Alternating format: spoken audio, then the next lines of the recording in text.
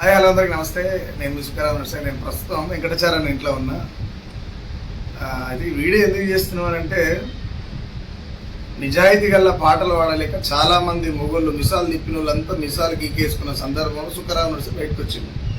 బయటకు వచ్చి రాసినాక రాస్తున్నటువంటి వందలాది పాటలలో పాట ఈ చిన్నోడు మన వెంకటాచార్య మనవాడు వాడు బుక్క తిప్పకుండా పాట మొత్తం పాడుతున్నాడు. నిజంగా నీకు లాల్సలా బిడ్డ ఒకసారి ఆ పాట పాడు.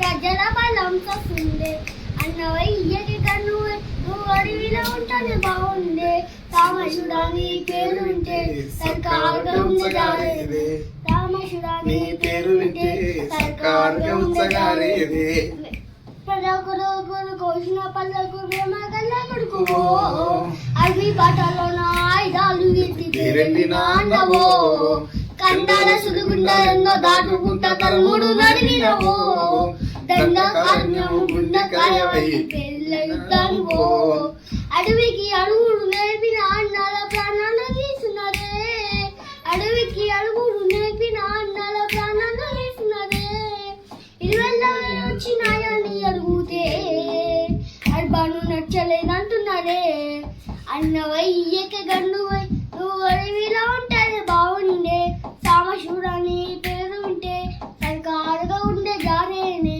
సామశూడాని పేరు వింటే సర్కారుగా ఉండే జారేనే రాజు పడే ఎంతో ఎదురుగా ఉడికినవో గొర్రె కాపరివై గోసలు మందు కాపరివైనవో పాన్పుల కళ్ళ సామశివుడి రూపు పచ్చబొట్టేసుకుందో ముసుకు ప్రాణాలు దీవమని కానుకలు ప్రకటించిరో ఆకాశమే గురిమినట్టుగా ఇల్లన్నా అడివంత కనబడ్డావో ఆకాశమే గురిమినట్టుగా ఇల్లన్నా అడివంత కనబడ్డావో ఎత్తు కళ్ళ పైన ఎత్తు రాళ్ళు చేసే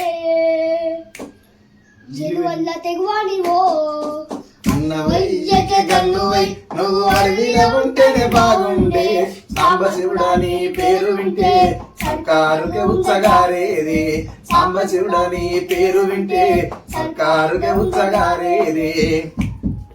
అయితే నేను ఒక షూటింగ్ పని మీద ఒక రికార్డింగ్ పని మీద వెంకటాచార్య ఇంటికి వచ్చిన. ఆ షూటింగ్ పనిలో బాగానే బొట్టు పెట్టుకున్నా, ఈ షేకి రుద్రాక్ష చేసుకున్నా. మళ్ళీ తర్వాత ఏమైనా బొట్టు పెట్టుకున్న సుఖరావు నరసే రుద్రాక్ష చేసుకున్న సుఖరావు నరసే అనేరు. వచ్చి రాగానే పాట పాడుతుంది చిన్నోడు. అది చూసి వీడియో చేయాలనిపించి చేస్తున్నా.